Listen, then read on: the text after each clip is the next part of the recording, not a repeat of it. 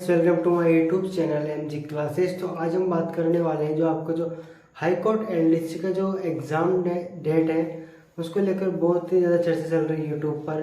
तो आज हम इस बारे में चर्चा करने वाले हैं कि आपका जो हाई कोर्ट एलडीसी का जो एग्ज़ाम है वो आखिर कब होगा, कौन से महीने में होगा, किसके हिसाब से तैयारी करें और कितने दिन बाकी रह गए आपकी एग्ज़ाम के।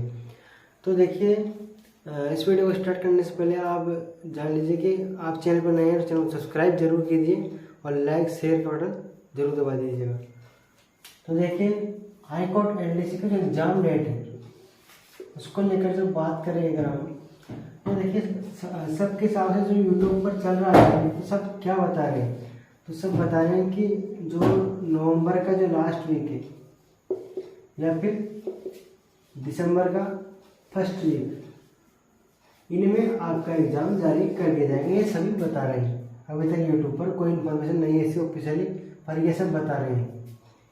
और जो मेरे पर्सनल इन्फॉर्मेशन है उसके हिसाब से तो आपका एग्ज़ाम दिसंबर में कंडक्ट नहीं हो पाएगा हाई कोर्ट एलडीसी का, वो आपकी कंडक्ट होगा जनवरी में।